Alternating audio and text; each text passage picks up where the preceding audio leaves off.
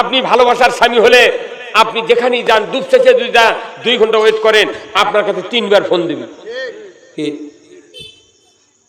এগুলো কয় স্বামী, এগুলো কয় বউ। আমাকে এগুলো কি কোন রকমের রাত কাটান কথা অত সদালা মানা। বাংলাদেশে প্রায় বাড়ি বাড়ি স্বামী স্ত্রী গন্ডগোল। ঠুকনা ঠাকনি লাগলি ওর বালুসলে টেনে খাটের ওই মরত গেছে, এর বালুসলে টেনে এই মরত চলে গেছে সারা রাত। আমার রসুল বলছেন স্বামী স্ত্রী যদি গোলমাল হয়, মাঝখানে যদি 2 দিকে মিলন না হয়, তারা যদি 2 দিকে তেরে হয়ে থাকে, যতক্ষণ ওই পরিমাণ রাগ করে 2 জন সাইড হয়ে থাকবে, ততক্ষণ আসমান থেকে আল্লাহর লানত ওই বিছনার উপর পতিত হয়। ওই জন্য আমাকে সোল বলে ওই জন্য খারাপ হয়ে যাচ্ছে। তো মিল নাই, তো বাপ মায়েরই মিল নাই, বেটার মিল কুড়িতে শিখবি। বাপ বেটা যা দেখিচ্ছে তাই। আমার রসুল বলছেন তোমরা বড় বড় সন্তানের সামনে স্ত্রীকে ধমক দিও না, তাহলে ওই বড় ছেলের সাথে সামনে স্ত্রী অপমান হয়। কোনোদিন তো ভালো কথা নাই, নিজের বউয়ের সাথে খালি খেপে খেপে কথা। অত মানুষের বউ দেখো, সালাম আলাইকুম ভাই, ভালো আছে, কি কথা রে। নিজের স্ত্রী দেখলে মন ভরে না, কলজেতে আগুন ধরে। অনুরোধ করছি আয়েশা সিদ্দিকাকে রসুল বললেন, আয়েশা খবরদার, তুমি খাদিজা সম্পর্কে এরকম মন্তব্য করবে না। জোরে করে আল্লাহু আকবার। আর আমার দেশে 2টা বিয়ে, 4টা পর্যন্ত বিয়ে করার অনুমতি আছে। কয়টা? এই বাংলাদেশে এমন কোন মেয়ে এখনো নাই, শতকরা নয় 1000-এ 1জন বউ আছে, তাই ইচ্ছা করে স্বামী কয় আমি অপারক, আমি অসুস্থ, আপনি বিয়ে করেন, আমার কোনো আপত্তি নেই, আমি শুধু তা মেয়ে দেখে বিয়ে দেবো। 1000-এ 1জনও বোধহয় কয় না, কয়। তাহলে আল্লাহ নির্দেশ দিচ্ছে 4টে বিয়ে করলে 4 বইয়েরই কাজ কম হয়। কি প্রথম তাকে বিয়ে করতে তুমি খালি ভাত টাত পাক করে দিল, মাজলে বউ ওই খালি ভাত খেলেছে, আর ছোট বউ দেয় তাই খালি গোল বাড়াচ্ছে, আর এক বউ দেয় কাপড় ধুচ্ছে, কি কাম কমে গেল না। আর ই চাচ্ছে তুই বিয়ে করবো কে, আমি মর্ম। আবার এখন ডাক্তাররা শিখাইতেছে যে আপনার বইয়ের অসুখ ভালো হয় না, কি কারণে করছে ডাক্তার সাহেব, আর তুই ওষুধ খেয়ে ভালো হয় না, যে ডাক্তার ওই কানে কানে নিয়ে বউ কথা তুমি না বাইরে চলে যাও। তোর ওই স্বামী ওই ডাক্তার ঘরের মধ্যে নিয়ে ডাকে কথা, তুমি বাড়ির যা, আজই কবে আমি লিখে করবো, কোনো ওষুধ লাগবে না, এমনি ভালো হবে। প্রয়োগ করে দেখবেন ওই কালা ধরে আসে উঠিচ্ছে না, খালি কবেন আমি লিখে কোনো কর্ম গিয়ে ফাজলামো করলে 7 দিনের মধ্যে টুনটুনে হয় ওই গোল বাড়াবি আবার না। আজকে আমার দেশে আসল স্বামী নাই, আসল স্ত্রী নাই, আসল মুসলমান নাই, আসল হিন্দুও নাই। আমরা তখন 69-এ যখন পড়েছি ক্লাস 4-এ 5-এ, তখন দেখেছি হিন্দুরা ধুতি ফিন্দা গলাত লগুন দিয়ে বাদামের দোকান ভাটা হাঁটত। এখন হিন্দু মুসলমানের চেয়ে ভালো পাঞ্জাবি গাছ দেয় ঘরে, কল্লিদার। এখন হিন্দুরা দেয় কল্লিদার পাঞ্জাবি, আর মুসলমানদের এখন কামিজ পাঞ্জাবি, কোনো কল্লি নাই। কতক্ষণ না, আমি যদি একটা দরজা বানাতে চাই, তাহলে মিস্ত্রি কয় ফিট বাই কয় ফিট উঁচু এবং প্রস্থ দরজা সারিছে, মিস্ত্রি এসে মাপ নিয়ে যায়, তারপরে জানলা বানায়, দরজা বানায়। কি কথা ঠিক কিনা? আবার বাজারত যা জুতা কিনেন, পাও যত বড় জুতা তত বড়। যদি মনে করেন যে না 4 বছর পর পাও বড় হবি, এখনই বড় করে কিনবো, তেনার শিবি দিয়ে পাও দেবো, কিন্তু আপনি দৌড় মেলে জুতা খুলে চলে দেবেন। এই কথা কর। তাহলে মাপ ছাড়া কেউ আছে? ফর্মুলা ছাড়া কেউ আছে? নাই। আপনি খেজুরের গাছের রস বানাবেন, দানা বানাবেন, তার এক ফর্মুলা, লাইলি বানাবেন, তার একটা ফর্মুলা, নারকেল ডাল দিবেন, তার একটা ফর্মুলা। আপনি তোরা জাল ধাবের হাটত কিনবেন, বুনাবেন, তাহলে তোরা জালের একটা ফর্মুলা আছে। 31 পাশ দিয়ে জালের জো তুলে মাল দিতে দিতে ওই একবারে 56 হাত বানাছে। প্রত্যেকটা জিনিস একটা ফর্মুলা আছে। কথা ঠিক কিনা? কেউ যদি সুরত থেকে বুনায় তাহলে বাড়তি মাল, কেউ যদি ঘায়ের থেকে বুনায় তাহলে কমতি মাল দেওয়া লাগবে। হ্যাঁ কথা বল। প্রত্যেকটা জিনিস একটা ফর্মুলা আছে। আমি আপনাদেরকে পুরো কোরআনের ভেতর থেকে সঠিক একটা কথা বলবো, সেটা হলো ফর্মুলা মেনে আল্লাহর জান্নাতে যেতে হবে। কি কথা ঠিক কিনা? আমার ভাইরা, ফর্মুলা হলো আমার আল্লাহ কোরআনুল কারিমে বলছেন জান্নাতে যাওয়ার ফর্মুলা একটাই। আমার আল্লাহ বলেছেন কুল ইন কুনতুম তুহিব্বুনাল্লাহ ফাত্তাবিউনি ইউহিব্বুকুমুল্লাহ ওয়া ইয়াগফির লাকুম যুনুবাকুম আল্লাহু গফুরুর রহিম। আবার আল্লাহ বলছেন, নবী আপনি বলে দিন, আপনার উম্মতদেরকে বলে দিন, তারা যদি আমি আল্লাহ আমাকে ভালোবাসতে চায় তাহলে যেন ফাত্তাবিউনি, আপনার ইত্তেবা, আপনার অনুসরণ করে। জোরে কন্যা সুবহানাল্লাহ। আল্লাহ ভালোবাসতে গেলে রসুলের অনুসরণ কে বলেছেন?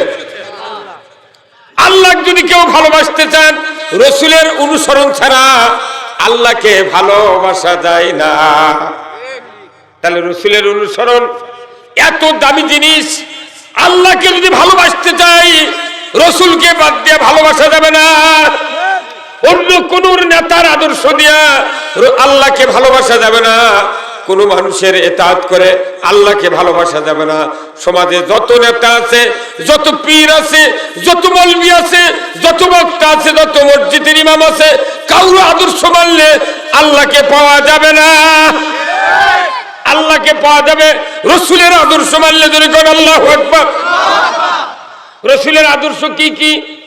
একটা মানুষ হাত তুলে দেখান তো, 50-60 বছর হলে দুনিয়ায় নামাজ পড়ি, রোজা করি, তবলিগ করি, পীরের মুরিদগিরি করি, ব্যবসা বাণিজ্য, মসজিদের ইমাম, সবকিছু করি, কিন্তু আপনার আমার টেবিলে কোন রসুলের আদর্শের তালিকা নাই। আছে? আদর্শের তালিকা নেই। তাহলে রসুলের আদর্শ মানলে আল্লাহকে ভালোবাসা হয়। রসুলের আদর্শের তালিকা প্রত্যেকটা মানুষের চোখের সামনে থাকতে হবে। রসুলের আদর্শ আয়না দিয়ে দেখা যায়। কত কোন হ্যাঁ, রসুলের আদর্শ আয়না দিয়ে দেখা যায়। আপনি যখন মাথা হাসিবেন, মুখত যখন সুনু পাউডার দিবেন, তখন যদি দেখেন যে মুখত দাড়ি নেই, তাহলে আপনি দেখে পাচ্ছেন যে আমি তো রসুলের আদর্শ মানি না। কত কোন টাকা? বাংলাদেশে 16 লক্ষ হাজি আছে, ওর তো মুখত দাড়ি নেই, অথচ ভোটের আগে পোস্টার লিখিচ্ছে আলহাজ উমর।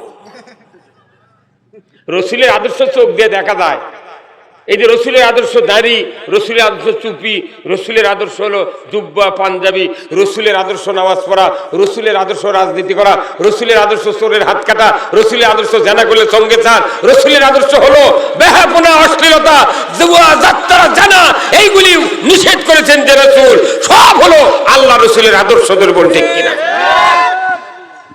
আমার ভাইরা, যারা যত রসুলের আদর্শ অনুসরণ করব তারা তত আল্লাহকে ভালোবাসবো। ধরে করে আল্লাহু আকবার। আমার সামনে যারা বসে আছেন আপাতত দাড়ি মুখত যাদের নাই, দাড়ি রেখে আমরা আল্লাহকে ভালোবাসবো কারা কারা? হাত তোলেন তো দেখি। দাড়ি রেখে রসুলকে ভালোবাসবো যার নাই, আমি করছি কি? দাড়ি যার নাই, দাড়ি দিয়ে রসুলের অনুসরণ করলেন, আদর্শ মানলেন। আমার আল্লাহ বলেছেন কিয়ামতের দিন যারা একটা আদর্শ নিয়ে হাসরের ময়দানে উঠবা, আমি আল্লাহ তাদেরকে 100 গলা কাটা শহীদের সওয়াব দিয়ে দেব। 100 গলা কাটা শহীদের সওয়াব নিবার চাইলে আপনাকে কমপক্ষে জীবনে 1000 বেলেট কেনা বাদ দেওয়া লাগবে। কত করে? আপনি 1000 বেলেট কিনবেন, আবার কিয়ামতের দিন রসুলের ওই সাথে জান্নাতে থাকবেন, সম্ভব নয়। অনুরোধ করতেছি, দুনিয়ার সব ইবাদত দেখা যায় না, কিন্তু একটা সুন্নাত রসুলের দেখা যায়, সেটা হলো দাড়ি। আর এই দাড়ি নিয়ে কবর ঢোকার সুযোগ আছে। আমার রাসূল বলছেন এই দাড়ি যদি ইবাদত করতে করতে কেউ সাদা করে ফেলে দেয়, আমার রাসূল বলছেন কবরের ভিতরে ওই দাড়ি পাকা মানুষকে আযাব দিতে আল্লাহ নিজে লজ্জা পায়। ধরে কর আল্লাহু আকবার। আমরা রসুলের আদর্শ অন্তর দিয়ে যদি একটু ভালোবাসি, আমার আল্লাহ বলছেন রসুলের আদর্শ ভালোবাসবা, আমি আল্লাহ তোমাদের বলে দিচ্ছি কিয়ামতের ময়দানে 100 গলা কাটা শহীদের সওয়াব দিয়ে দেব। 100 গলা কাটা শহীদের সওয়াব পাওয়া মানে কি? ওই ব্যক্তি আল্লাহর জান্নাতে যাবে। ধরে কর আল্লাহ। আমার ভাইরা,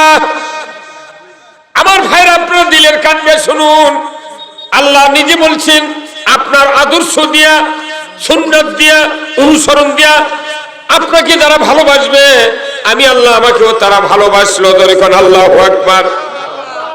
আল্লাহকে যদি কেউ ভালোবাসে, আল্লাহ নিজে বলেছেন ইউহিব্বুকুমুল্লাহ, আমি আল্লাহ তাদেরকে ভালোবাসবো। জোরে কন্যা সুবহানাল্লাহ।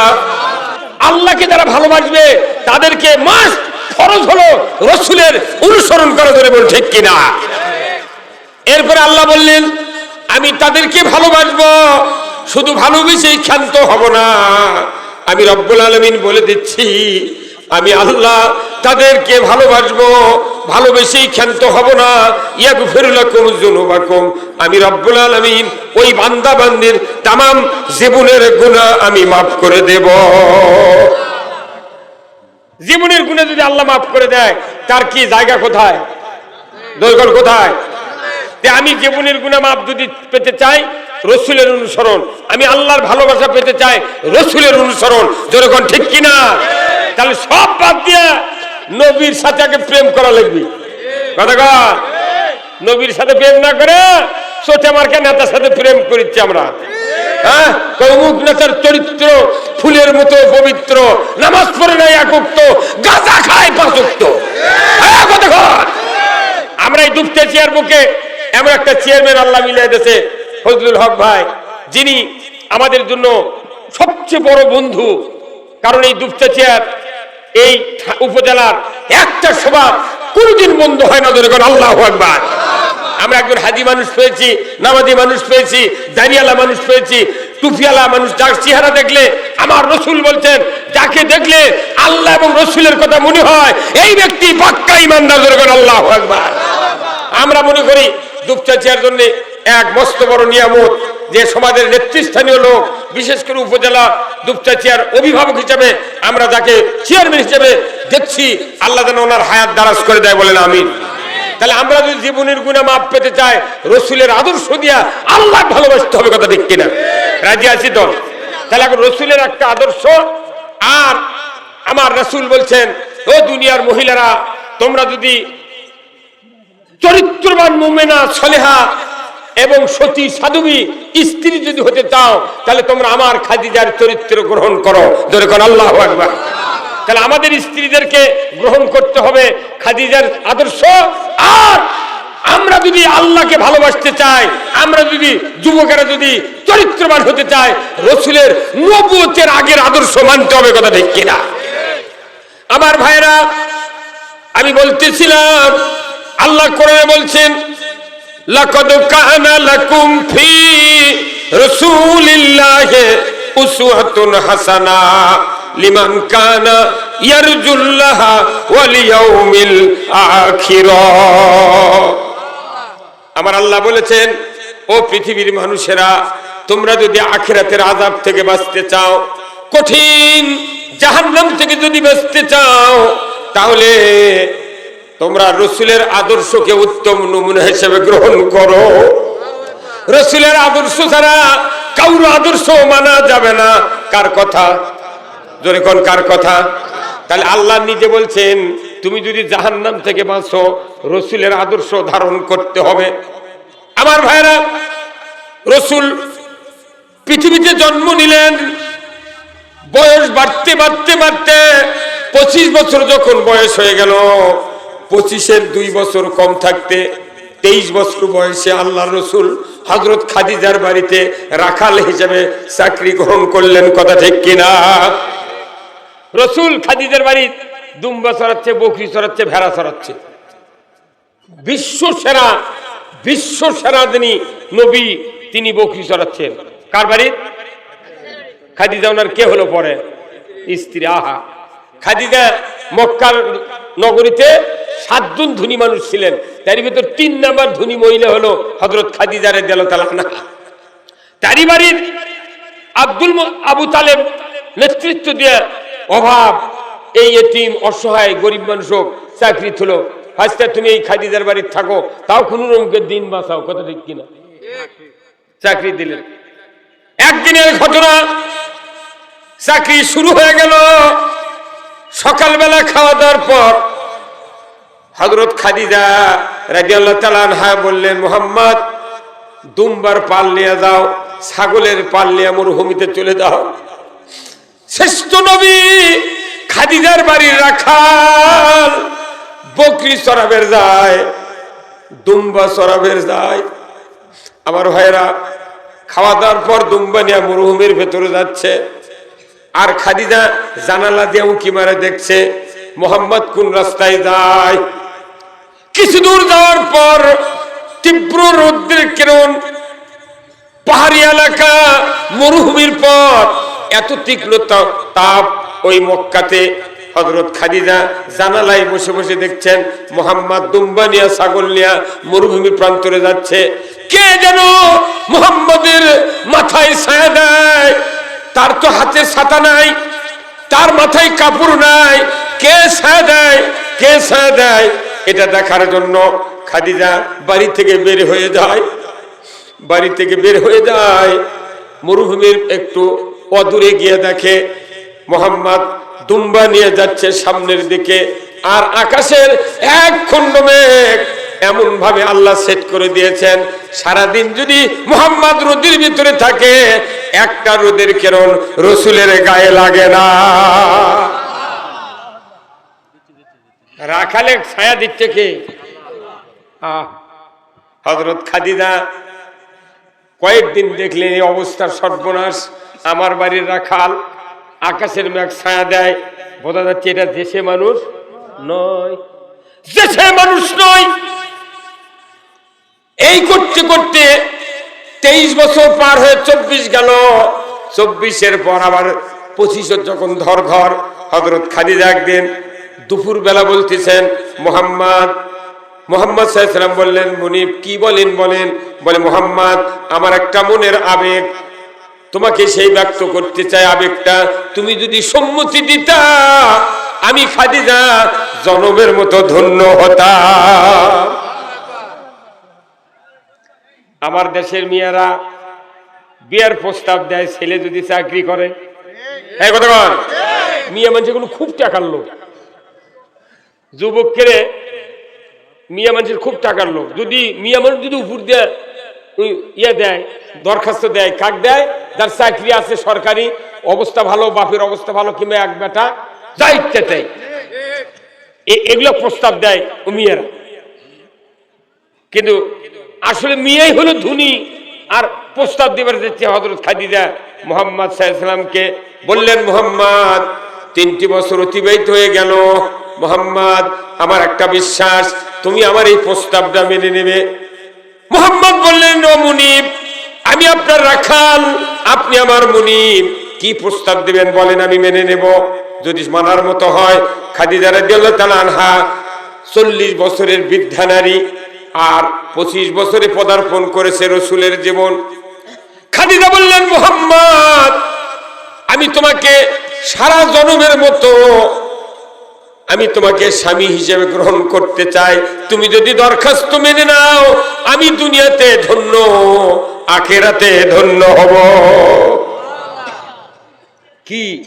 কি প্ল্যান!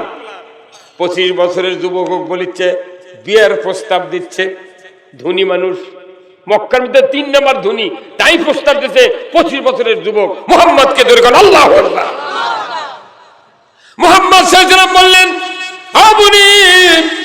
আমার মায়ের পেট থেকে বের হওয়ার আগে বাবা দুনিয়ার থেকে বিদায় হয়েছেন। 6 বছর বয়সে মাকে আমি হারিয়েছি। আবওয়া নামক জায়গায় বাবার কবর জিয়ারত করতে গিয়া আমার মাকে আমি দাফন করে এসেছি। ও মুনিব, 7 বছর বয়সে আব্দুল মুত্তালিব দাদাকে আমি হারিয়েছি, আমার বর্তমান অভিভাবক আবু তালেব। ও মুনিব, আমি একটু জবাব দিতে পারবো না যতক্ষণ পর্যন্ত না আপনি আমার চাচা আবু তালেবকে না জানাবে। 25 বছরের যুবক, বাপ নাই, মাও নাই, ভাই নাই, কেউ নাই, চাচা পালিচ্ছে, তারই উপর ভরসা করে বললো যে আমার অভিভাবক আছে, চাচা যা বলবি তাই। আল্লাহু আকবার। আর এখনকার 16 বছরের যুবক যদি উনকে ধনী মেয়ে প্রস্তাব দেয়, ওই বাপক কবে না, মাওক কবে না, দুলে ভাইক কবে না, দাদাক কবে না, কাকু কবে না, কই তুই টোপলা বাঁধ, আজই রাত্রে চলে যাও। কথা কনে পারে, কথা কনে গান। হ্যাঁ আমার ভাইরা, ও যুবক ভাইরা, রসুলের 25 বছর বয়স, কি আদর্শ যুবকের, কি আদর্শ যুবকের। তখনও নবী হন নাই। আল্লাহর নবী বললেন তখন তো নবী হন নাই। মুহাম্মদ বললেন, ও খাদিজা, আমি নিজে উত্তর দিতে পারবো না, আমার চাচা অভিভাবক, তার থেকে না শোনা পর্যন্ত আমি কিচ্ছু বলতে পারবো না। মুহাম্মদ সাল্লাল্লাহু আলাইহি ওয়াসাল্লাম কথা বলার সাথে সাথেই খাদিজা আবু তালেবকে বললেন, ও মুরব্বী, আপনি এই মুহাম্মাদের অভিভাবক, আমি তার কতকগুলি কর্মকাণ্ড দেখেছি। আমার বাড়িতে রাখালের চাকরি লাগতে না লাগতে আমার দুম্বার পাল বৃদ্ধি হতেছে, আমার ছাগলের পাল বৃদ্ধি হতেছে, আমার ব্যবসার উন্নতি হচ্ছে। ও আবু তালেব, আমি ওই মুহাম্মদকে স্বামী হিসেবে গ্রহণ করতে চাই। আবু তালেব বললেন, মুহাম্মদকে কি তুমি বলেছো? বলে হ্যাঁ বলেছি। কি বলেছে? বলে আমার চাচা ছাড়া কোনো প্রস্তাব আমি কিচ্ছু বলতে পারবো না। চাচার কি দাম দেয়? এখন কি বাপেরই দাম দেয় না? এই বাংলাদেশের যুবকেরা বাপ হোক কয়নি, মা হোক কয়নি, ভাই হোক কয়নি, দুলে ভাই হোক কয়নি, হুট করে কুনবেন থেকে গাই বাসু লিয়ে চলে যাচ্ছে, লিয়ে করছে আব্বা এটা আমার আপনার বেটার বউ। কি হ্যাঁ হ্যাঁ, তাহলে এই যুবকেরা যদি রসুলের 25 বছরের আদর্শ মানতে পারতাম, একটা যুবক বাংলাদেশে বাপ না বাপকে না বলে, মাকে না বলে, অভিভাবককে না বলে একটা বিয়ের পাল্লায় বিয়ে করতে পারতো না। কথা ঠিক কিনা? নবুয়তের জীবন তো দূরে থাক, নবুয়তের আগের জীবনের কি দাম, কি দাম, মানে বেহেশতে তো সবাই যাবার চায়, কিন্তু কঠিন কঠিন কঠিন, খুব কঠিন। আমার ভাইরা, 25 বছরের যুবক এমন জবাব দিলেন হযরত খাদিজার মুখের উপরে। খাদিজা সাহস পায় নাই দ্বিতীয়বার বলার জন্য। যতক্ষণ পর্যন্ত আবু তালেব প্রস্তাব যখন পাশ না করেছেন, ততক্ষণ খাদিজা রসুলকে বিবাহ করতে পারে নাই। বিয়ে করলেন 25, খাদিজার বয়স হলো 40।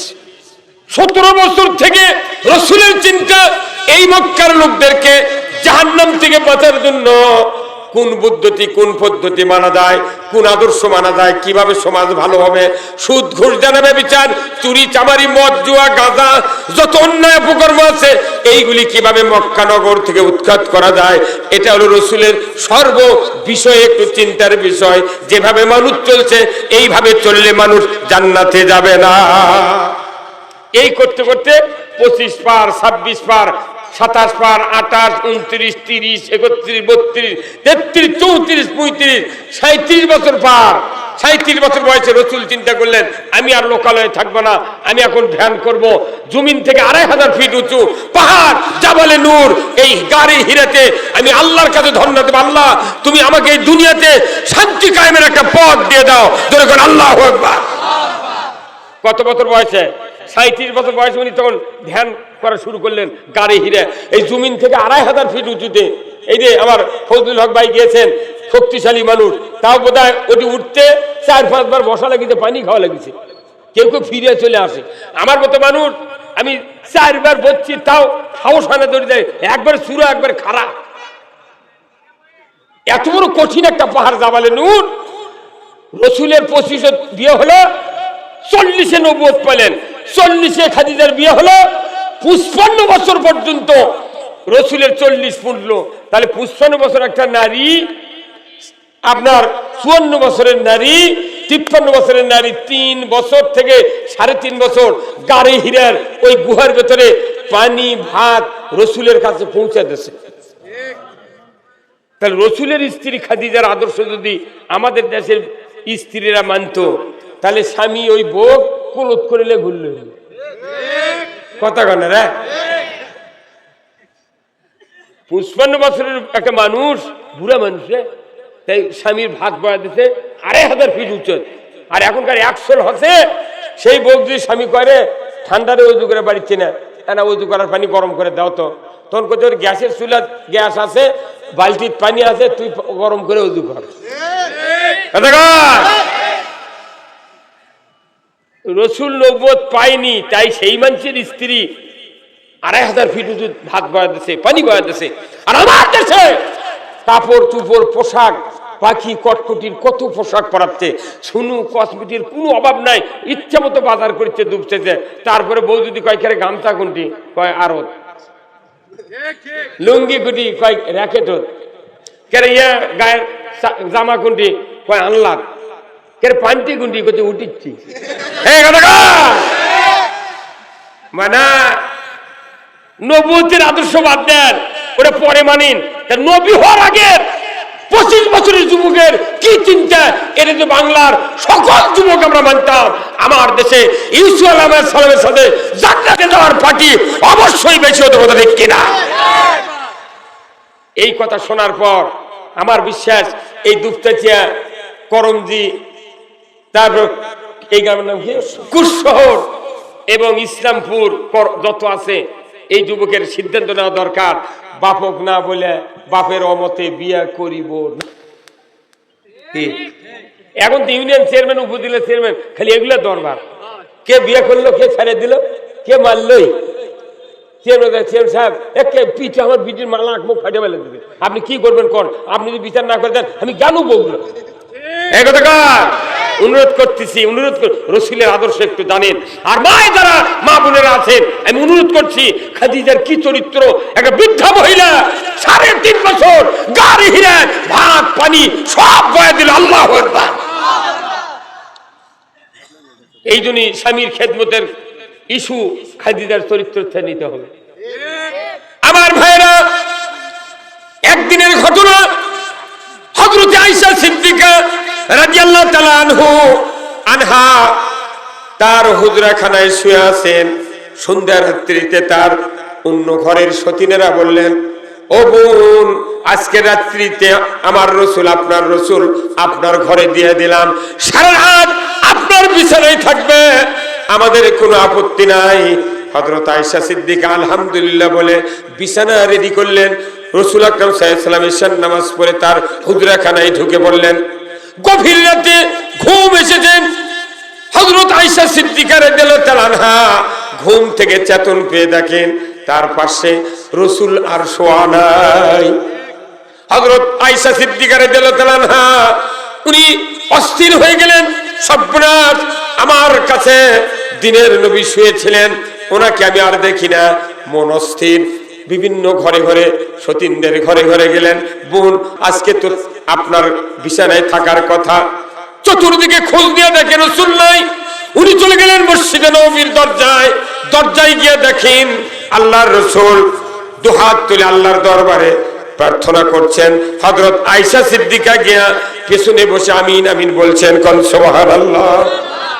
গভীর রাত, আল্লাহ রাসূল বলছেন, ও আল্লাহ, আকাশের মালিক, যেদিন কিয়ামত হাসর উপস্থিত করবেন আপনি, ওই দিন নবী রাসূলেরা নাফসি নাফসি বলবে, পিতা তার সন্তানের কাছ থেকে সরে যাবে, সন্তান মায়ের কাছ থেকে পালাবে, মা সন্তানের কাছ থেকে পালাবে, কেউ কারো উপকার করবে না। ওগো ওগো আল্লাহ, ওই বিপদের সময় আসমানের সূর্য সহাত উপরে আসবে, জমিন পুরে তামা হয়ে যাবে। এই বিপদ মুহূর্তে আল্লাহ, আমি যেন আমার খাদিজাকে আমার পাশে পাই। এই কথা বলেছেন রাসূলের প্রথম স্ত্রী খাদিজা। পেছন থেকে আয়েশা সিদ্দিকা আমিন বলছেন, কিন্তু মোনাজাত শেষে বলছেন যে হুজুর, আমি আপনার সবচেয়ে কম বয়সের স্ত্রী, আমার দেখে আপনার মন ভরে না, আপনি বৃদ্ধা মহিলা খাদিজা বলেন না। এই বলতি রাসূলের চেহারা লাল হয়ে গেছে। আয়েশা সিদ্দিকা বললেন, বুঝতে পারলেন রাসূলের চেহারা দেখি এই রাসূল আমার কথা শুনে রাগ করে দিতে বল, ঠিক কিনা? আমাকে বাংলাদেশের মহিলা স্বামীর রাগ বোঝে না, চোখ লাল, কিচ্ছু বোঝে না, মাল্লেগা বোঝে দিয়ে খেপি আমার কথা কন্যা কান্দে না। যখন হুম করে কিলাবি মুখ চোখে, তখনকে বুঝতে এই বোধে খেপি আমার। আর আসল মহিলা চোখ দেখে চেহারা দেখে বোধে আমার স্বামী আমার বউ সন্তুষ্ট না, রাগ করেছে। কি ভালোবাসা! তাহলে কোনদিন রাগ করে, আর আমাকে রাগই ফুরায় না, কতদিনই দেখলে ভালো মুখ, আর দেখবি যে ই হাসিচ্ছে, তবে তো বুঝবি যে আমার বউ খুশি। এই সময় বেজার, সারা জীবনই গরম। কত মনে পারে সারা জীবনই চোখ লাল, মুখ লাল হয়ে থাকে, বউ কখন বুঝবি যে আমার বউ ভালোবাসি না? হ্যাঁ, স্ত্রী কারা কারা ভালোবাসেন জানেন? যারা স্ত্রীকে জীবন দিয়ে ভালোবাসেন, স্ত্রীর সাথে যাদের প্রেম ভালোবাসা আছে, তারাই হলো স্ত্রীর অরিজিনাল স্বামী। আপনি মিম্বরক ভালোবাসেন পায়খানার পাট লওয়ার জন্য, এই কথা বল না। চেয়ারম্যানক ভালোবাসেন ওই চরিত্রের সার্টিফিকেট নেয়। আমার দেশে অনেক চেয়ারম্যান আছে ভালো, কিছু কিছু চেয়ারম্যান আছে তাই আমার চরিত্রের সার্টিফিকেট দেয়। আমি জানি আমার জানা মতে অমুকের ছেলে খুব সুন্দর, কিন্তু যা দেখেন যে চেয়ারম্যান নামাজ পড়ে না, বিড়ি খায়, সিগারেট খায়, নষ্টি ফুষ্টি করে, ই আবার চরিত্রের সার্টিফিকেট দিই। কিন্তু এদের শয়তানে বিশ্বাস করবে? এই কথা বল না কেন? চরিত্রের সার্টিফিকেট দেওয়ার একটাই মাত্র লোক ছিলেন জনাবে মুহাম্মদ রাসূলুল্লাহ সাল্লাল্লাহু আলাইহি সাল্লাম। চেয়ারম্যানকে ভালোবাসি আমরা চরিত্রের সার্টিফিকেট নেওয়ার জন্য, আর শয়দারা চাউলের কার্ড নেওয়ার জন্য। কথা বল। আর আলসা যারা, তারা লেয় ওই চাকরি পাওয়ার জন্য। সরকার এমন বুদ্ধি করছে বাংলাদেশ, এই এলাকার যত আলসে তারকে কই চাকরি দিতেছে, খালি একটা ভাড়ুয়া আর একটা কোদাল নিয়ে 8টার সময় বাড়ালো, সারাদিন মিশে মিশে ঘুরে 10 কেজি মাটি নিয়ে রাস্তার ধারে দিয়ে খালি গপ্পার ঘুরে ঘুরে। আমাকে ওটি আছে, কয়েকটা আলসা আছে, এটি আছে নাকি? ওরে বাবা, 41 জন আলসা আছে একটা করে ইউনিয়নে, 41 জন আলসা। এর করে কলা ছিলে দিলে খায়। বেদার হচ্ছেন আপনারা? হ্যাঁ আমার ভাইরা, ও দরদি ভাইরা, আল্লাহ রসুলের স্ত্রী আয়েশা সিদ্দিকা রাদিয়াল্লাহু আনহা রসুলকে বলি, হে রাসূলুল্লাহ, আমাকে দেখে আপনার মন ভরে না, খাদিজাকে বলেন না, চেহারা রক্তে লাল, এত গুস্সার মতো ভাব দেখি আয়েশা সিদ্দিকা বলেন, হুজুর গোস্তাকে মাফ করুন, আমি ক্ষমা চাই। রসুল বলেন, আয়েশা তুমি আমার সুখের সময়ের স্ত্রী, আর খাদিজা আমার দুঃখের সময়ের স্ত্রী। মক্কাতে যখন আমার বাড়ি ছিল না, ঘর ছিল না, আমার বাপ নাই, মা নাই, দাদা নাই, মাথায় হাত বুলানোর কেউ নাই, অর্থ সম্পদ কিছু নাই, ওই সময় খাদিজা আমাকে যে উপকার করেছে, যে আমাকে ভালোবেসেছে, এত কষ্ট করে কাফেরের অত্যাচার থেকে আমাকে আঁচলের ভিতর করে নিয়ে রেখেছিল, রে খাদিজা, এই সেই খাদিজা। আয়েশা খবরদার, আমার খাদিজার ব্যাপারে এইরকম কথা তুমি কোনোদিন বলবা না। কি কি শক্ত কথা! আল্লাহ রাসূল বলছেন যে কিয়ামতের দিন কিছু কিছু লোকের হাসর ময়দানে উঠবে, তখন মাজা বেঁকা হয়ে উঠবে। কি হয়? মাথায় গিয়ে বেঁকা। তখন ফেরেশতারা জিজ্ঞাসা করবে, আল্লাহ এত মানুষ সোজা হয়ে উঠেছে, এর ক্ষেত্রে মাজা বেঁকা কে? তখন আল্লাহ কবি, এরা দুনিয়া বিয়ে করছিল 2-3টা করে, 3 বইয়ের সাথে 3 রকমের ব্যবহার করছে, তো এর করে সেনার জন্য আমি এরকে মাজা বেঁকা করে দিছি। বিয়ে করে 4-5টা ছোল হচ্ছে, বড় হয়ে গেছে, তুই আর একটা মাথার কলপ, কালি কলপ দিয়ে আবার বিয়ে করছে। হ্যাঁ, আছে না নাই? মোট সম্পত্তি ওই ছোট বইয়ের বেটা করে লেখা দিচ্ছে। এই কথা বল, মনে উই একে কোল দেবো আর ই হতে ফিস করবো। এই কথা বল। একই স্বামী যদি 2টা স্ত্রী সমান চোখে না দেখে, কিয়ামতের দিন একে মাথা বেঁকা হবে, বুঝে সুঝে ঘাও দিবেন। এই কথা কর। সতী নারীর পতি হাইরে পর্বতেরই চূড়া, অসতী নারীর পতি ভাঙ্গা নয়ের গোড়া, খালি পায়ে হাঁটা ভালো, কষা জুতা যারো, দেশ হতে বিদের ভালো, কল্যাণ নারী যারো।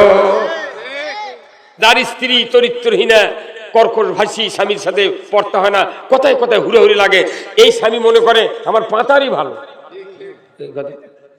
হ্যাঁ, কোথায় মুসলমান? আমার ভাইয়েরা, হযরত খাদিজা রাদিয়াল্লাহু তাআলা আনহার কথা যখন আয়েশা সিদ্দিকার সামনে রাসূল ব্যক্ত করলেন, উনি আমার কষ্টের সময়কার স্ত্রী, আয়েশা তোমরা হলে সুখের সময়ের স্ত্রী, খবরদার খবরদার, খাদিজার জীবন সম্পর্কে কোনো মন্তব্য আমার কানে তুমি দিবা না।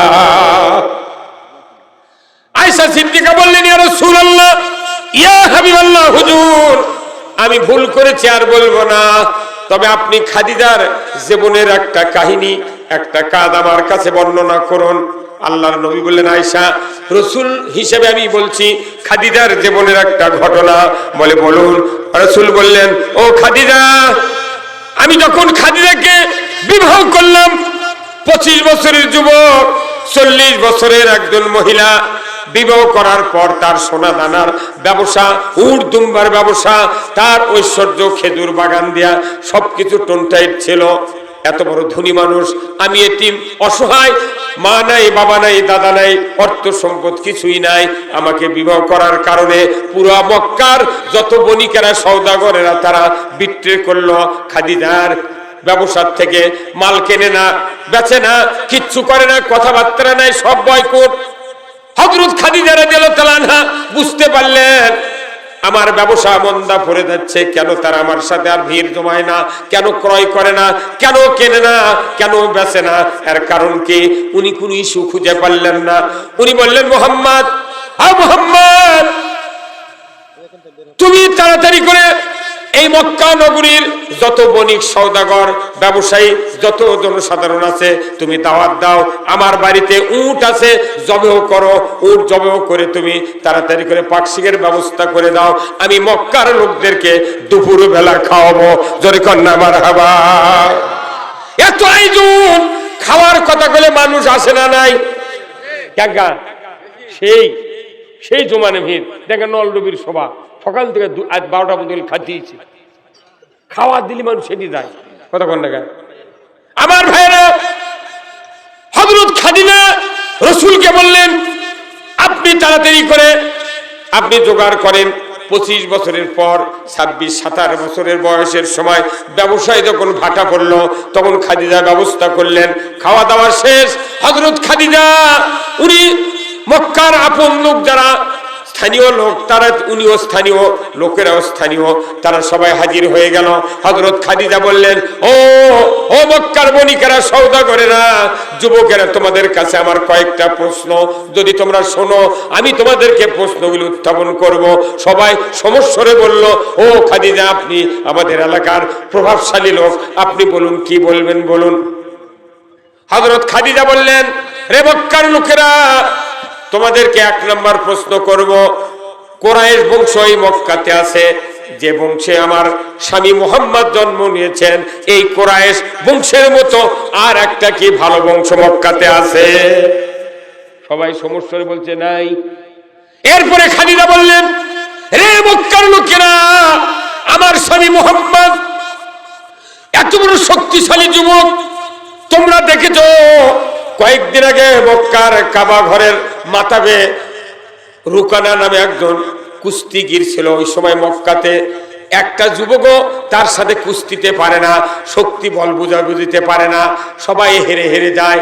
হঠাৎ করে একদিন মুহাম্মাদের কানে এক যুবক দিল, মুহাম্মদ, ওই রুকানার সাথে আমরা কেউ জিততে পারি না, তুমি কি একটু আমাদের পক্ষ হয়ে রুকানার সাথে শক্তি প্রয়োগের ক্ষেত্রটা আমাকে দেখাবে? মুহাম্মদ উনি একদিন বললেন, হ্যাঁ দেখাতে পারি। উনি চলে গেলেন, মক্কার লোকদেরকে বলতেছে, খাদিজা, ওই রুকানার সাথে তোমরা কেউ পারো নাই, আমার স্বামী মুহাম্মদ রুকানার সাথে কুস্তি লাগতে গিয়া দেখা গিয়েছে ওই রুকানাকে এক হাত দিয়া, তার কাঁধের কাছে হাত দিয়া, এমন ভাবে শোলার মতো ধরে এক আছার দেওয়ার কারণে রুকানার প্রস্রাব বেরিয়ে গিয়েছিল। বলো তেরে মক্কার লোকেরা, এই মুহাম্মাদের চেয়ে শক্তিশালী পুরুষ মক্কাতে আর কেউ আছে? সবাই বলে নাই। খাদিজা আয়েশা সিদ্দিকা ঠিক আন্তরিক ভরে কথাগুলি শুনছেন। এরপরে রাসূল বললেন, ও মক্কার লোকেরা, তোমরা শোনো, এই মক্কাতে কত মানুষ আছে বলো তো? মুহাম্মাদের মতো সত্যবাদী আমানতদার একটা ব্যক্তি কি আর আছে? বলে তাও নাই। শোনো রে মক্কার লোকেরা, বংশ ভালো, শক্তি সবার চেয়ে বেশি, আর সবার চেয়ে সত্যবাদী আমানতদার এত চরিত্রবান যুবক আমি খাদিজা, তাকে বিবাহ করেছি। আমার কি দোষ, আমার কি ত্রুটি যে তোমরা আমার ব্যবসার থেকে মাল কেনো না, তোমার আমার ব্যবসার সাথে সংসর্গ রাখো না, বয়কট করেছো? কি কারণে একটু বলো তো? কেউ উত্তর দেয় না, সবাই স্তব্ধ হয়ে বসে আছে, কেউ কিছু বলে না। খাদিজা রাদিয়াল্লাহু তাআলা আনহা বললেন, ও মক্কার বণিকেরা, সওদাগরেরা, তোমরা যেহেতু জবাব দিচ্ছ না, আমি আমার নিজের থেকে উত্তরটা তোমাদের কাছে ব্যক্ত করলাম। বলো তুমি কি উত্তর তুমি দিবে? খাদিজা বললেন, রে মক্কার বণিকেরা, সওদাগরেরা, যুবকেরা, আমি বুঝতে পেরেছি আমি একজন ধনী মানুষ। মক্কার 7 জন ধনীর ভেতরে 3য় নাম্বারের ধনী আমি খাদিজা। ওই এতিম অসহায় গরিব মানুষ একজন রাখালকে স্বামী হিসেবে গ্রহণ করেছি। আমি তাকে কোন মুজেজা, কোন ক্ষেত্র থেকে স্বামী হিসেবে গ্রহণ করেছি আমি ছাড়া তোমরা তো জানো না। কিন্তু আমি কেন গ্রহণ করেছি তুমি জানো? ওই মুহাম্মাদের মতো এত ভালো মানুষ মক্কাতে আর আমি পাই নাই, এই জন্য আমি তাকে স্বামী হিসেবে গ্রহণ করেছি। বলতো আমি ধনী মানুষ গরিবকে স্বামী হিসেবে গ্রহণ করেছি, মনে হয় তোমাদের কষ্ট লেগেছে? তখন মক্কার সব লোক চিৎকার করে বলছে, হ্যাঁ এটা তো আসল কথা, তুমি ধনী মানুষকে গরিবের সাথে বিয়ে বসবে, এই কথা বল না কেন? এই আপনি কুৎসরে যদি একটা ধনী মানুষের বেটা কিংবা গরিবের বেটা যদি একটা ধনী মানুষের একটা বিটির সাথে বিয়ে করে, এই গায়ের মানুষ কবি ওই ধনী মানুষ, তুই আর বর ফাঁসুন না কোনটি, তোর কত জমা জমি রে, তুই তো গরিবের মানুষ বেটার সাথে তুই বিটি বিয়ে দেবো, তুই ভাত পাবি? এই কয় কি কয় না? এই চাল কি দেয় কি দেয় না? এখনো উনকে চাল কি দেয়, তখনও দিচ্ছিল।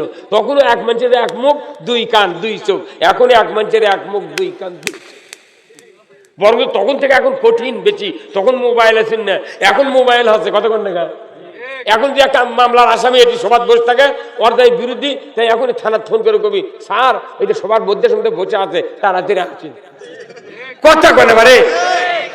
কিন্তু তখন তো মোবাইল আছে না, ছিল তখন মোবাইল আছে না। ওই যে মুসা আলাইহিস সালাম যেদিন ওই মুসা আলাইহিস সালাম মায়ের গর্ভে প্রসব হলেন, যেদিন রাত্রিতে, ইতিহাসের সূরা আরাফে এই ঘটনা আছে, সূরা তোহাতে এই ঘটনা আছে যে মুসা আলাইহিস সালাম যখন প্রসব করলেন ওনার মাও, তখন সন্তান মাটির পরে কান্দে না ভাই, চিৎকার করে কান্দে। তখনই আল্লাহ জিবরাইল কথাই, জিবরাইল যাও যাও যাই মুসার গলার আওয়াজ যেন প্রাচীরের ওই পার না যায়, দেওয়ালের ওই পার না যায়। তোর জিবরাইল সালাম বললেন কি করবো? তোর বলছি যে মুসা আলাইহিস সালামের গলার আওয়াজ ভাইব্রেশন করে দিয়ে আসো। এই যে মোবাইল ভাইব্রেশন করে না ভাই, কি করে নাকি? দেখো যাই ভাইব্রেশন করে নামাজ পড়ছে, জহরুদ্দার সেজদাত গেছে, মোবাইল তোর বাজিচ্ছে ভাইব্রেশন, এই কি কয় ভাইব্রেশন? এই ভাইব্রেশনটা আজকে মোবাইলে শিখলেন, কিন্তু রসুলের মুসা আলাইহিস সালামও ভাইব্রেশন করছে সেই 5,500 বছর আগে যখন উনি ভূমিষ্ঠ হলেন মায়ের গর্ভ থেকে, তখনই জিবরাইল এসে ওনার গলার আওয়াজটা ভাইব্রেশন করে দিয়েছে, যাতে কানবি আওয়াজ ভেতরে থাকবি, বাহিরের কেউ যাতে শুনতে না পায়। আল্লাহু আকবার। কেউ শুনতে পায়নি।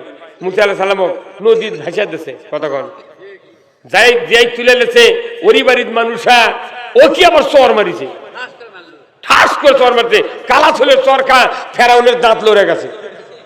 তখন জোরে কলকটা ফেলে দিবি, তখনই আল্লাহ জিবরাইল কথা, এই জিবরাইল যা, তাড়াতাড়ি যা, আমার এই মুসা যেন ইজ্জতি না হয়, জমিনে যেন ফেরাউন ফেলে দিতে না পারে।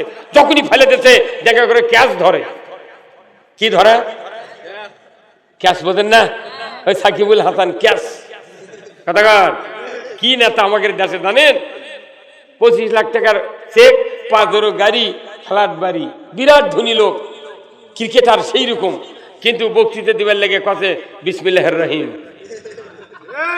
কথাকার কি মরদ কথাকার দেখা কমতা মরদ এমপি হলো আমাদের দেশে। আর একটা এমপি এবার আল্লাহ করে পাশ করে পারেনি, শেখ হাসিনা খুব বেনি লোক, এই মন তাদক যে ডস দিয়েছে না, সেই বাপ সংসদ গান করছিল,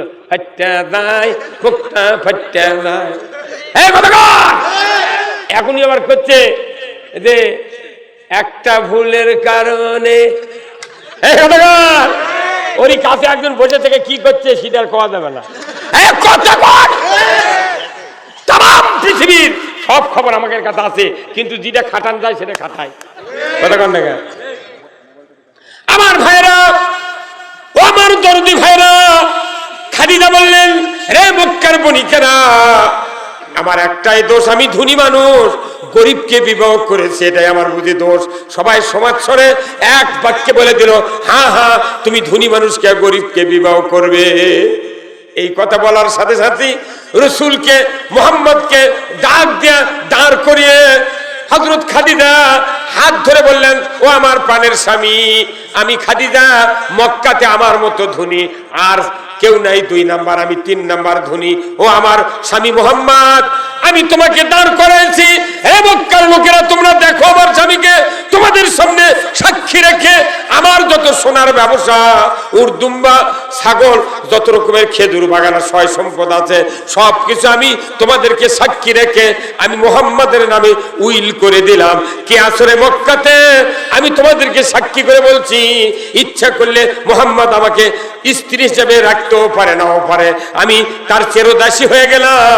বলো তো রে মক্কার লোকেরা, মক্কাতে মুহাম্মাদের চেয়ে কে আর ধনী আছে? আল্লাহু আকবার। সব সম্পদ মুহাম্মাদের হাতে লিখে দিলেন। আল্লাহু আকবার। তাম জীবনে হযরত খাদিজার সহায় সম্পদ নবী দুহাত দিয়ে ইসলামের জন্য খরচ করেছেন, দ্বীন বিজয়ের জন্য খরচ করেছেন, কোরআনের পার্লামেন্ট কায়েমের জন্য উনি খরচ করেছেন। একদিনের জন্য, আধা মিনিটের জন্য রসুলকে কোনোদিন তুলনা দেন না। কোনোদিন বলেনি যে আমার সম্পত্তি দিয়ে তোর এই নবীগিরি কথা। আর আমাকে বইয়েরা 10 কাঠা 1 বিঘা ভেঙে বাবার বাড়িতে আনে, প্রতিদিন রাত্রে দামান্দ ঘুম পারবে দেয় না। আমার বাবার ভেঙে দিয়ে তোর দিন গেল, কার সাথে মাস্তানি দিস? এই জন্যই বাংলাদেশের স্বামীরা টুক করে বলল রে কতক্ষণে গায়ে। অনুরোধ করতেছি মা বোনেরা, আদর্শ মানতে হবে ওই খাদিজার, তবেই স্বামী আপনাকে ভালোবাসবে, আর স্বামীরও আসল হওয়া লাগবে। এই কথা কর। স্ত্রী নামাজ পড়ে আজ 20 বছর হলে করছে, নইমের বাপ তুমি নামাজ ধরবে না, মানুষের গাইলে তুমি, আমি নামাজ পড়ি তুমি পড়ো না, পর মরে তুই তো কোট, আমি তো চারজন পাইনি। আবার একজন ভাই এরা দাঁড়িয়ে রাখেন রে, করছে হুজুর আজ আর খাওয়া যাবে না, কতদিন কবে, কই আসছে শুক্রবারে কমো, তে আজ করলে কি হবে, কোথায় না শোলের মাত্রে শোনা লাগবে। কি মরদ রে, বইয়ের থেকে শুনে যদি দাঁড়িয়ে আঁকে, ই আবার কয় নাম্বারের পুরুষ? কত ও যুবক ভাইরা, দাড়ি যতদিন যৌবন ততদিন, দাড়ি নাই কি নেই। দাড়ি যদি রাখেন আপনার যৌবন অটুট থাকবে, অটুট রাখবে কে? দাড়ি কাটবি আবার সোনার সেন গলার দিয়ে ঘুরিচ্ছে কতক্ষণ। হ্যাঁ, আবার কতগুলো মেয়ের বাপ আছে, বিটির বিয়ে ঠিক করছে, চারেনি সোনার সেন নিয়েছে, ওই শ্বশুর হাতের দিয়ে করছে, আব্বা আপনার নাতি জামাই আসবিনি, বিয়ের আসরত মাই করছে, আপনি সেন দিয়ে নামে নেবেন। ই মারে ফেলে দিল, বিটিক মারলো রে কতক্ষণ। একটা লোয়ার লাঠি দিলে তাও কুত্তে খাটালো, তুই যে চেন দিয়ে দে লাঠি দেখ না, আমার বললো শ্বশুর ও ওর মাথা ঠিক আছে, নাতি জামাই সোনার চেন দিয়ে নামে লাও মানে কি, তোর বিটির কপালে আগুন উঠলো। এই কথা, পুরুষের জন্য সোনা হারাম, মহিলার জন্য সোনা ফরজ। বিবাহের ফর্দির প্রথমে 1 নম্বরে লেখা হয় নাকফুল। আজকে বাংলাদেশের স্বামীরা যদি স্ত্রীকে প্রতি বছর 2 আনি করে সোনা কিনে দিয়ে স্ত্রী যদি ধন্যবাদ দিত, আমার মনে হয় এদেশের স্ত্রীরা মরে গেল তা ওই বাপের ওই স্বামীর ভিটেতেই থাকতো। কিন্তু কেউ নাই, কেউ দেয় না। এক মোহরানা তাই শোধ করে না, মোহরানা শোধ করে যদি টাকা দিই ওই আমাকে ছুঁয়ে চলে যায়। বাংলাদেশে শতকরা 89% পুরুষ স্ত্রী মোহরানা দেয় না, সব বাকি। আমার রসুল বলছেন যে স্বামী যদি বিয়ের আগে, বিবাহের সময় যদি মোহরানা পরিশোধ না করে, যদি সে অর্থের বিনিময়ে, টাকার বিনিময়ে যদি মোহরানা পরিশোধ না করে, কিয়ামতের দিন স্বামী স্ত্রী দুইজনই জানাকারের কাতারে উঠত। কোথায় মুসলমান? নাউজুবিল্লাহর কত পরমরে বাংলাদেশে, নাউজুবিল্লাহ রাস্তা খুললে কোনো দাম নেই। সপ্তাহে 35 ওয়াক্ত নামাজ, 34 ওয়াক্ত কাজা করে শুক্রবারে জুম্মার যা ইমামের পাশে তখন সালাম ফিরেছে, আসসালামু আলাইকুম রহমতুল্লাহ, আসসালামু আলাইকুম রহমতুল্লাহ। 7 দিনের নামাজ নাই, হ্যাঁ শুক্রবার পরে ইমামের পাশে থেকে বলেছে আস্তাগফিরুল্লাহ। তখন আল্লাহ জিবরাইল কয় করে এর কোনটা মাফ করবো? এই গ্রামে দেখ কাম কি দেখেছি যে রাস্তাটা খুব ওসার বাড়ি, কিন্তু বেড়া গ্রামের রাস্তা নেই। বেড়া গ্রামের তোর গাড়ি ঢুকলই না, আবার যা দেখি 2.5 ফিটা ইটা পারা, বুড়া মানুষ গেলে উঠতে লেগে পড়ে দেবি। আমি ফজল ভাইকে বলেছি চেয়ারম্যান ইউনিয়নে সবাইকে বলেছি বেড়াগ্রামের রাস্তাটা না ওসার করেননি, তা যতই দামি মেয়ে হোক ভালো বর এসে ওটি বিয়ে করবে না তো না, যেটি বিয়ে করে পাত্রী গাড়ির চড়ে পারিচ্ছে না ওটি বিয়ে না করাই ভালো। এই কথা কোন রাস্তা মাটি কাটতে আমার কষ্ট হয়, রাতের বেলায় কাটা লাগিছে ভয়ে ভয়ে রাস্তা। এখন আবার সবাই কাছে ইট দেন ভালো হবে, ইট দেবো আগে রাস্তা ওসার করা লাগবে, কমপক্ষে 7 ফিট রাস্তা হওয়া লাগবে। রাস্তার একটা বক্তৃতা করে আমি আপনাদের কাছ থেকে বিদায় নেব। শোনেন, রসুল এই যে মেরাজের মাস না, এটা মেরাজের মাস, রসুল্লাহ মেরাজত গেছেন যে রসুল্লাহ জান্নাত দেখাচ্ছে, জাহান্নাম দেখাচ্ছে, সব দেখাচ্ছে জিবরাইল। দেখানোর পর রসুল জান্নাতের ভেতর নজর দিয়ে দেখে যে একটা লোক জান্নাত ঘুরিচ্ছে, খুব ফুর্তি করে ঘুরতেছে। তো জিবরাইল বলছে, হুজুর ভাই জিবরাইল, এই লোকটা জান্নাত কি আমল নিয়ে যাচ্ছে কথা কন। এখন জিবরাইল সাহেব বলছে, হুজুর এটা অনেক ঘটনা, আপনি আমার শেষ শুনবেন কোন আমার বলা লাগবে। এই কি এই লোকের ভাষা শিক্ষার দিকে বোঝা যাচ্ছে যে আর জান্নাত ঢোকার কথা নয়। মনে করেন যে লোক 5 ওয়াক্ত নামাজ পড়ে না, অত তারাবির জামাত একই রেগুলার নামাজ পড়ে না ভাই, তোর গায়ের যারা 5 ওয়াক্ত নামাজ পড়ে এরা প্রথম দিনই দেখে কয় বাবরি জুম্মার দেখাই যায় না, আজ কি জন্য যাচ্ছে রে কথা কনে গায়ে। অবশ্যই চোখের নজরত পড়ে না। তো রসুল উনি জিবরাইলকে জিজ্ঞাসা করেছেন যে ভাই এই লোকটা কি কামে জান্নাত পাইলো আমাকে বলো তো। আল্লাহর ফেরেশতা জিবরাইল আলাইহিস সালাম বললেন যে হুজুর শোনেন, এই লোকের বিটি আর এক লোকের বেটা, এই গাঁওতেরকে 2 জনের বাড়ি, এরা বিয়ে দিছে, এই পার একজনের বাড়ি, ওই পার একজনের বাড়ি, যে 2 জনেরই সীমানা হলো জায়গা এই রাস্তা। তো এরা যখন 2 জন বিয়ে হয়ে গেছে, তো এই জায়গাটা কারু ভাগ নাই। ওরা তখন বিয়ে হওয়ার পর 2 দিন রাত্রে বৈঠক করে চিন্তা করছে, এ শোন ওই জায়গা তো আমার আর তোমার, তা আমাকে কি ঠেকা পড়ছে, আমাকে রাস্তা দেওয়ার হাঁটবি, কারণ এই রাস্তা বন্ধ করতে হবে। তো 2 বিয়ে যুক্তি করে রাস্তা বন্ধ করে ওটি গাছ লাগাছে, গাছ লাগিয়ে দিয়ে বেড়াতেছে। তো ইয়া রাসূলুল্লাহ, এই লোকটা ওই গ্রামের খুব বকাটা লোক ছিল। তো ই এখন চিন্তা করতে 25 বছর এই ঘাটা দেখা দিচ্ছি, যদি ওর করে জায়গা এই ক্ষেত্র কেন বন্ধ করলো ঘাটা। এই লোকটা খেপে রাগ করে সকালবেলা দিনের বেলা বড় একটা হাঁসুয়া নিয়ে উন্মাদের মতো সিগারেট চার করছে, এই গাছ এখন আমি কাটটা ফেলে দেবো, কোন বাপের বেটা আসুক দেখি তো এই ঘাটা দিয়ে আবার বন্ধ করে বেড়া দেয়, তার এক জীবন না আমার এক জীবন। ই যখন খেপে এই কথা কয়ে মুখটা গাছ কাটিয়ে বেড়া উপরে ফেলে দিয়ে ওই লি ভাবনা লোক করে আসে দাঁড়িয়ে, কে আসে কোন বাপের বেটা দেখা দেয়, একজন আর ভয়ে যায়নি। জিবরাইল কথা, হুজুর এই একটা কামের জন্য ওর সারা জীবনের মোট গুনাহ মাফ করে দেয় আল্লাহ জান্নাত দিয়েছে। সুবহানাল্লাহ পড়তে ভাল লাগে, কিন্তু ওই একে মুগরি ঠুট হিনলে না ওই ঘরের ভিত দিয়েছে। আমি নিজে 5 লাখ টাকা খরচ করে রাস্তা করেছি, গোটা গায়ের মানুষ বিরুদ্ধে করবেরই দেবে না। এসপি অফিস থেকে এমপি আবার কছে, আমাকে এক নেতা বিএনপির নেতা কছে আপনি আওয়ামী লীগের এমপি হয় জামাতের লোক ঘাটা করে দেন, কারণ তোর এমপি কছে এক স্তরে তোর দাঁত ফেলে দেন, এই তোর দাদা ওই জানিস। এই রাস্তার লোকেশন খুঁজতে খুঁজতে আমি রসুলের এই হাদিস পাচ্ছি। তার মানে কি, একটা মসজিদ করে দাও যে সওয়াব, রাস্তা করে দাও তার চেয়ে বেশি সওয়াব। আপনার এই রাস্তা হলো সদকায়ে জারিয়া। দুনিয়ার কোনো মানুষ যদি ইচ্ছে করে 3 হাত সীমানা নিজের জায়গা ছেড়ে দিল, ওই ভাই আবার 3 হাত দিল, কিয়ামত পর্যন্ত যত ওয়ারিস পৃথিবীতে আসবে, জন্ম নেবে, ওই রাস্তার পুরা সওয়াব কিয়ামত পর্যন্ত ওই ফ্যামিলির তামাম লোকের আমলনামায় লেখা হবে। রাস্তা না থাকলে ওই গ্রামের উন্নতি হয় না, ভালো একটা মেয়েও আসবে না, ভালো একটা বড় আসবে না। খুবই গাঁও যেমন রাস্তা যে গান আঁটো বুঝবেন ওই গায়ের মানুষ কুমিন কথা বলেন। এই কথা যদি আমরা কই তাহলে বক্তার উপর খেপে যায়, খেপলে কি হবে, এইটাও খাওয়া লাগবে। তখন আমি বেড়া গ্রামের ওই তুই গাড়ি থুয়ে আছে 1.5 কিলো হাঁটে আছে সভা করবি সেদিনকে, কথা কন না গা লাভ কি। ওই বিয়ে পরেও দেখেছি মুক্তা পাত্রী হাঁটে যায় ওটি গাড়ি তুলছে, কথা বল কথা ঠিক কিনা। এত এত খরচ করে ওবায়দুল কাদের ঘাটা করে দিল। এই আক্কিলপুরের রাস্তা কি পানি বরাবর পানি।